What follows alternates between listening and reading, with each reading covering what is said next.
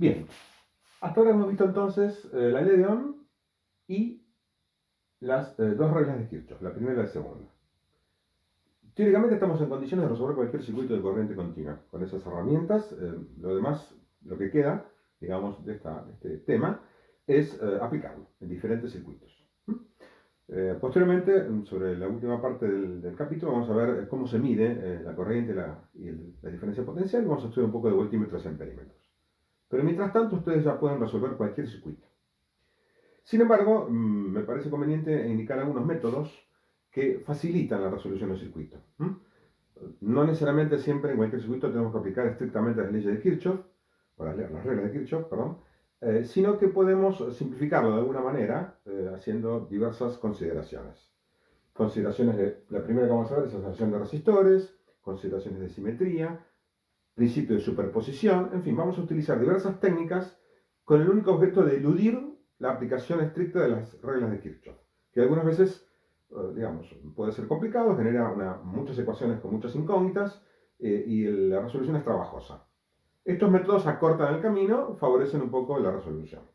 Pero bueno, ustedes tienen que tener en cuenta lo siguiente, entonces, cualquier circuito, si no sé cómo resolverlo, aplico las reglas de Kirchhoff y de esa manera siempre se van a poder resolver, ¿ok? De una manera u otra. Así que vamos a ver entonces, repito, a partir de ahora una serie de videos donde vamos a ver distintos métodos para, digamos, simplificar el trabajo en la resolución de circuitos. El primer método que vamos a ver es el método llamado asociación de resistores. Cuando tengo resistores en diversas configuraciones, puedo generar un resistor que sea equivalente y entonces me va a facilitar la resolución del problema. Una observación, en el libro este tema está antes que las leyes de Kirchhoff, un poco extraño me parece, porque para poder, si ustedes lo leen, van a ver que para poder resolver lo que yo voy a explicar acá necesitan saber las leyes de Kirchhoff, ¿no? Entonces parece medio extraño, ¿no? Digamos, tratar de resolver la asociación de resistores antes de explicar las leyes de Kirchhoff. Así que por eso yo lo doy después, ese es el motivo. Ya vamos a ver entonces inmediatamente el por qué lo doy después. Entonces, hay dos tipos de asociación de resistores. Ya lo han visto en capacitores, lo hemos visto en resortes el año pasado, si ustedes no recuerdan. Bueno, hay una asociación que se llama en serie y otra asociación que se llama en paralelo. En el caso de resistores, ¿a qué se llaman resistores en serie? Bueno, dos resistores en serie cuando la corriente que circula por ambos es la misma. Repito, la corriente que circula por ambos resistores es la misma. Esa es la condición de contorno. Si la corriente es la misma, ¿qué significa? Que los resistores tienen que estar en la misma rama. ¿Se acuerdan lo que era una rama? La rama es un trozo de circuito por el cual circula una única corriente. Y está situada entre dos nodos. Entonces, bueno, acá por supuesto tengo una sola rama, entonces la corriente que circula por R1 y R2 es la misma. Esa es la condición de contorno de los resistores en serie. Bien, ¿qué es el objeto mío? El objeto mío es tener este circuito, por ejemplo, tengo una batería, tengo dos resistencias, y obtener un circuito equivalente, siempre es la misma intención que uno tiene, en donde tenga un resistor que sea equivalente a los dos. Bueno, el cálculo es muy fácil. Hay una sola malla, no hay nodos, aplicamos la ecuación de mallas, circulamos en el sentido de las agujas de reloj, partimos del punto B, de paso vamos repasando esto, parto del punto B, voy hacia allá, menos más tengo una subida potencial, luego tengo una caída, la caída ya sabemos en la corriente o en el sentido de la corriente, hay una caída, I por R1, I por R2, y todo eso es igual a 0. Bueno, despejamos C, me queda esto que está acá, saco factor común I, me queda esto, y luego ¿qué tengo que hacer?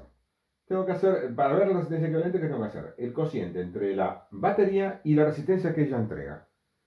¿Cómo se dice esto? Se dice que la batería tiene conectada entre el punto A y B una serie de resistencias. ¿Ella qué ve? Ella, como si fuera un ser vivo, ¿no? Pero a ella, ¿qué le parece ver entre A y B? Le parece ver una sola resistencia. ¿Y cómo la calcula la resistencia? Si es que pudiera. Directamente sabe que si entrega una corriente, su tensión dividido toda la corriente que entrega, eso es equivalente a una resistencia única. ¿Se entiende? Esto se llama lo que ella ve, la batería ve entre el punto A y B para el otro lado. No sabe que hay dos resistencias. A ella le parece que hay un circuito que de alguna manera toma una corriente y como ella proporciona una tensión E, hace ese cociente y eso es la resistencia que ella ve, que ve la batería entre A y B. Entonces, haciendo este cociente, ese cociente es simplemente R1 más R2, entonces decimos que esta resistencia equivalente, que es la resistencia serie, es simplemente la suma de las dos resistencias. ¿Ok? Bueno, podemos generalizar esto, podemos 3, 4, 10, las que ustedes quieran, y van a encontrar la misma fórmula. No lo vamos a hacer, es repetitivo. ¿Sí? Llegamos a una fórmula muy simple que dice que la resistencia serie es la suma total de las resistencias que están en la rama. Acuérdense que tienen que estar en la misma rama las resistencias. No puede haber un nodo entre ellas, porque si no, la corriente no es la misma. La condición de contorno entonces indica que la corriente, repito, es muy importante, la corriente es la misma y entonces tienen que estar en la misma rama. Bien, vamos al otro caso, resistencias en paralelo. Acá tenemos la batería y tenemos las resistencias en esta configuración.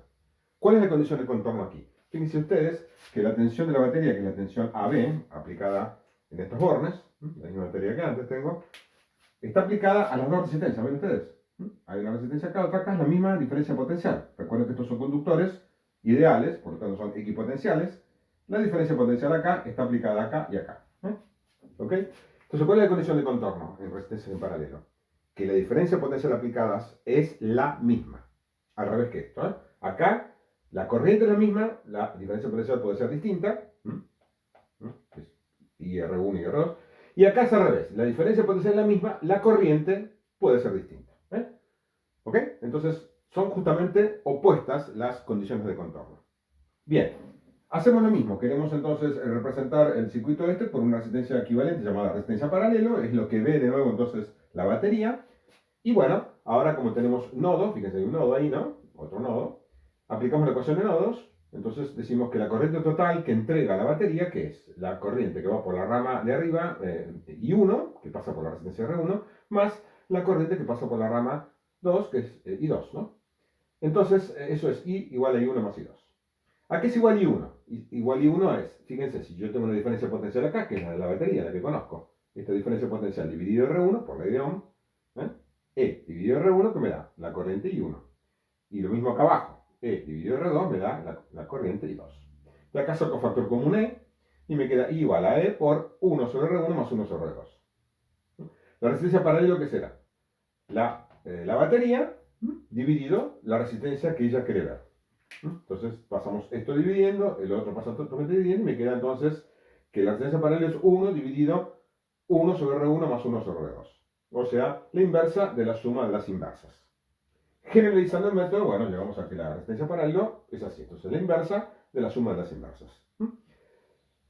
Y esta es la solución del problema. Entonces ya podemos avanzar en métodos más simples para poder reducir muchas resistencias en unas pocas.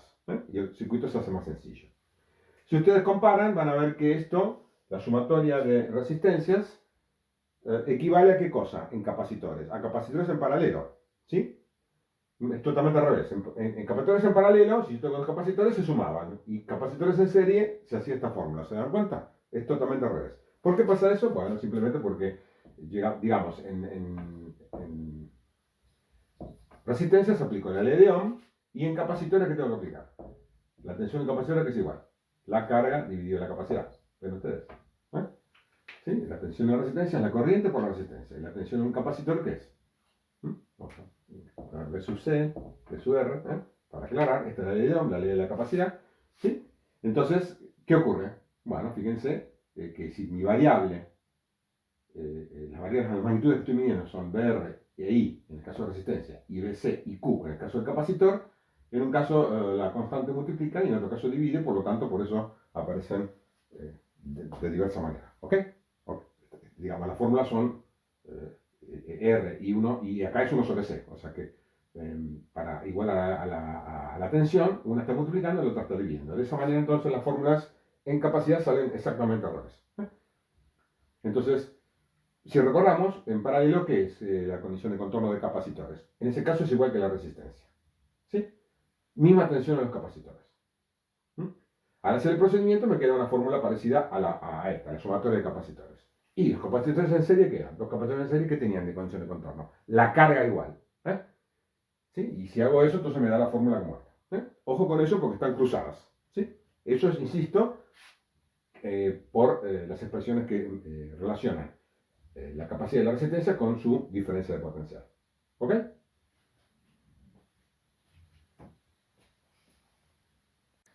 Hagamos un ejemplo ahora entonces que junta, digamos, los dos métodos, tanto paralelo como serie. Y en este circuito tengo una batería E entre los puntos A y B, tengo una resistencia R1, R2, R3, R4 y R5. Si yo miro esto y lo quiero resolver, lo puedo hacer por Kirchhoff. Tenemos dos nodos, es muy parecido a uno que vimos antes. Tengo dos nodos, o se puede plantear una ecuación de nodos. ¿Y cuántas mallas tengo? Vamos a repasar la cantidad de mallas. Bueno, esta es una malla, esta, por ejemplo, que viene por acá es otra, y esta que viene por acá es otra. Entonces podría plantear tres ecuaciones con tres incógnitas. ¿Cuáles son las incógnitas? Bueno, las incógnitas son la corriente total que entrega la batería. Cuando llega a este nodo vendrá una corriente, vamos a llamarla IA, y otra que viene por acá que le llamo IB. Por la rama A, por la rama B. ¿Sí? ¿Ok? La A pasa por la resistencia R1, R2 y la B pasa por la resistencia R3, R4. Entonces, lo puedo resolver por Kirchhoff tranquilamente.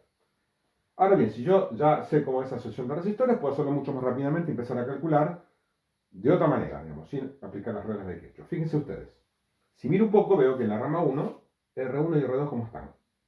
Es una rama, la rama A, digamos, la rama que pasa por acá. ¿Cómo están las resistencias? Están en serie, porque la corriente ya pasa por ambas, ¿no? Y no hay ninguno entre ellos, o sea que como es una rama, R1 y R2 están en serie. Entonces puedo simplemente hacer un circuito equivalente donde esas dos resistencias las uno en una sola, que llamo resistencia serie 1-2. En la rama B, que va por abajo, también hago lo mismo, R3 y R4, ¿cómo están? Están en serie porque pasa la misma corriente y B. Entonces puedo sumarlas también y pongo una resistencia serie que es 3-4, que es la suma también de las dos.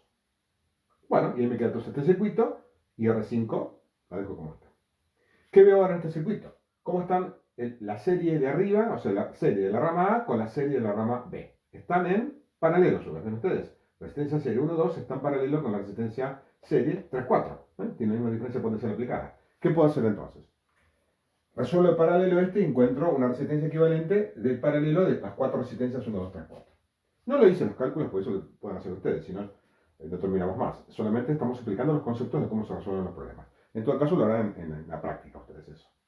Bueno, de esta manera entonces calculo este paralelo y me queda esta resistencia 5. ¿Cómo está esto y esto? A su vez, están en serie, la corriente total es la que circula por acá, y entonces puedo poner una resistencia final equivalente que va a ser la suma del paralelo más R5. ¿Ok? Y ya inmediatamente entonces puedo calcular la corriente que entrega la batería. ¿Cuál va a ser la corriente que entrega la batería? La tensión de ella dividido, ¿qué cosa? La resistencia equivalente, que es la que ve la batería. Entonces rápidamente calculo cuánto vale esa corriente total. Ven ustedes, prácticamente se hace en muy poco tiempo. Cuando no tiene cancha, la puede hacer inclusive, no lo recomiendo a ustedes, pero uno lo puede hacer a nivel de la calculadora simplemente. No hace falta ni escribirlo casi. Ustedes, por supuesto, les recomiendo que lo hagan bien claro en su ejercicio, en el examen, ¿no? Pero si uno ya tiene cancha en esto, adquiere habilidad, lo hace rápidamente. Entonces, en un instante podemos calcular la corriente que, si estuviera planteando la ley de Kirchhoff, todavía estaría viendo la ecuación de mallas, la ecuación de nodos, y ver cómo reemplazo, tres ecuaciones con tres incógnitas, ¿sí? ¿Se dan cuenta? Bien. Esta es una manera entonces simple de hacer las cosas, y sobre todo cuando tengo una sola batería y tengo un circuito que puedo entonces reducir. Bien, después vamos a ver entonces cómo seguimos calculando. Trataré de calcular I a y B, lo vamos a ver prontamente. Pero fíjense ustedes, ahora viene un gracioso que nunca falta. Y dice, no, pero ahora mi circuito voy a poner con una resistencia. Lo agarra así y pone otra resistencia así. Ahí. ¿Sí? Esta resistencia R6. ¿Ok? Puede ser, perfecto. ¿Quién lo impide? Bueno, ahí, chao. Todo lo que dice está mal, por supuesto. Obviamente. No puedo hacer esto. ¿Por qué no puedo hacer esto? ¿Por qué no puedo hacer esto? Simplemente porque R1 y R2 están en serie. No, no están en serie porque no pertenecen a la misma rama. ¿Ven ustedes que hay un nodo ahí? En todo caso, por acá va a haber una corriente. No sé si será para arriba o para abajo, ya ustedes saben que esto es totalmente arbitrario. Podría llamarla IC si ustedes quieren. Es la corriente de la rama central, la que pasa por la resistencia R6. ¿Ok? ¿Sí? Y entonces, ¿qué va a ocurrir? Ustedes ven bien claro que la corriente que pasa por acá, que viene por R1, llega a este nodo y de alguna manera se divide o se suma con esta, no sé, no importa, pero lo que quiero decir es que esta corriente no va a ser igual a esta. Entonces ahora sí podría yo, si ustedes quieren, poner vosotros sus subíndices, porque ya cada resistencia tendrá su corriente. Entonces, fíjense, esta la puedo llamar I1, esta la llamo I2, perdón, I3, ¿no? Que pasa por resistencia 3.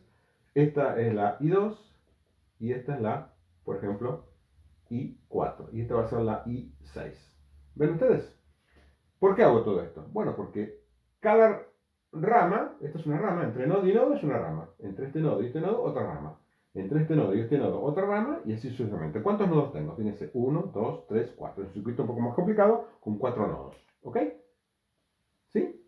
Entonces, tengo varias ramas. ¿Cuántas ramas voy a tener? Fíjense, 1, 2, 3, 4, 5 y la de afuera 6. ¿Sí? Tengo entonces 6 corrientes. Una por cada rama, ¿se acuerdan? ¿Cuáles son las 6 corrientes incógnitas? Y 1, y 2, y 3, y 4, y 6, y la I total, esta que está acá, que es la que entrega la batería. ¿Eh? Puedo llamarla I5 si ustedes quieren, o cualquier otra cosa, o dejarla como I. ¿Eh? Bien, ¿qué pasa entonces? R1 y R2 no están en serie porque hay un nodo en el medio. Tampoco están en paralelo, por ejemplo, R1 y R3 no están en paralelo. ¿Por qué no están en paralelo? Porque la diferencia potencial acá no es la que está acá, porque tengo otra diferencia potencial acá. En todo caso, podría ser que esta diferencia potencial sea esta más esta, pero no es esta igual a esta, porque ahí hay una diferencia potencial. Este punto no es igual a este. ¿Ok? Entonces tampoco están en paralelo. ¿Está claro? Bueno, ¿qué pasa con este circuito? Un circuito así. Por inspección me doy cuenta que no hay resistencias en serie ni en paralelo, por lo tanto, bueno, ahí sí tengo que caer en resolverlo por Kirchhoff. No me queda más remedio. ¿No? ¿Qué quiero decir con esto? Que no todos los circuitos se pueden resolver, como ustedes se imaginan, por asociación de resistencias. Algunas veces sí, otras no. ¿Ok? Va a depender del caso.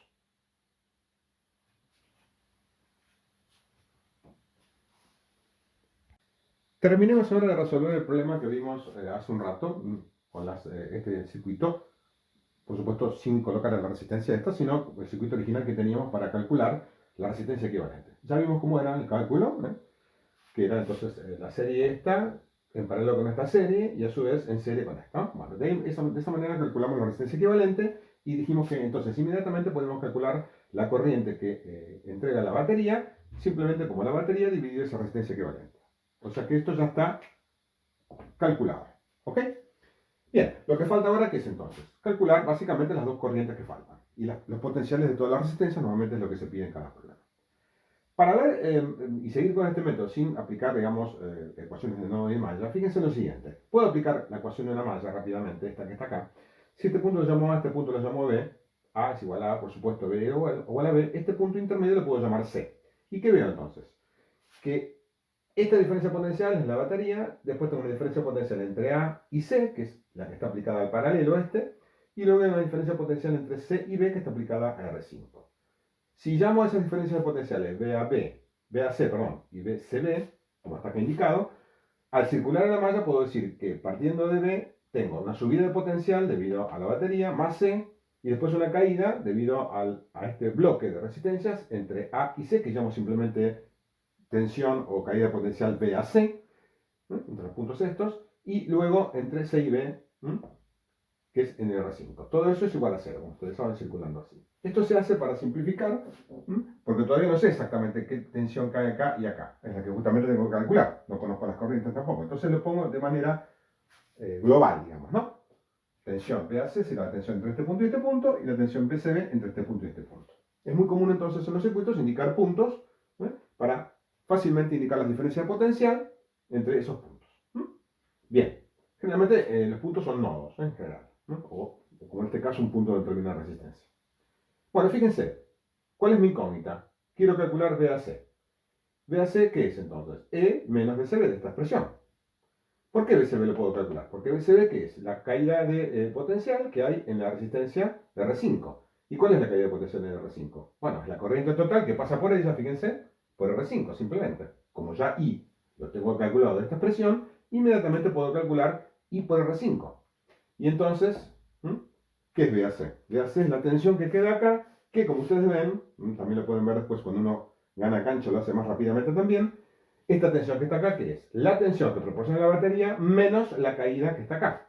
La tensión de la batería menos la caída BCB, que es I5 por R5. De esa manera calculamos VAC.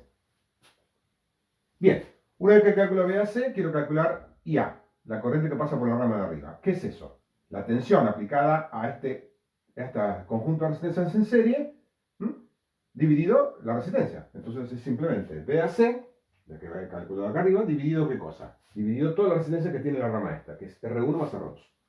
La serie de esa rama. Y B, por otra parte, ¿qué va a ser? La tensión aplicada acá, dividido ¿qué cosa? R3 y R4. ¿Sí? Exactamente igual. O sea que de esta manera ya calculé, fíjense, muy rápido lo hago todo esto, comparativamente con el método de Kirchhoff, ya calculé IA y B. ¿Sí? Puedo verificar inmediatamente, que es lo que yo les decía hace unos videos atrás, que normalmente estos problemas permiten cierta redundancia y permiten verificarlo. Yo calculo IA y B y que después, ¿qué puedo calcular? Aplicando nodos acá, me queda que I tiene que ser igual a IA más I B. O sea que esta la tengo que verificar con esta y con esta, de que las cosas están bien. Por lo tanto, si ustedes lo hacen mal, pueden equivocarse en un cálculo, pero después no pueden alegremente dejarlo así y no hacer una verificación, porque entonces significa que no entienden nada. Si no verifican la ecuación de nodos, significa que no entendieron nada de nada del tema. Por lo tanto, es necesario que hagan la verificación. Van a tener herramientas necesarias para que puedan hacer eso. ¿Ok? Bien, ¿qué me falta calcular ahora? Los potenciales en las resistencias, en cada una de ellas. Bueno, la caída de potencial acá en R1, ¿qué es? La corriente IA que pasa por esa resistencia multiplicada por R1.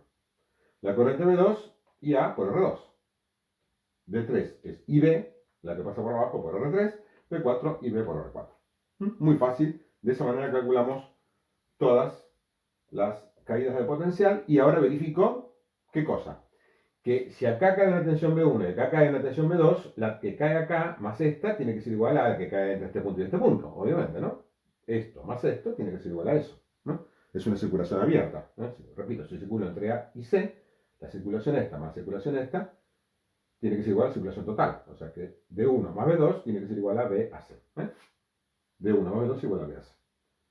Y lo mismo pasa por la rama de abajo. D3 más B4 tiene que también que ser igual a B a C. Por lo tanto, ustedes también tienen que verificar que se cumpla esa ecuación. ¿Ok? Bien.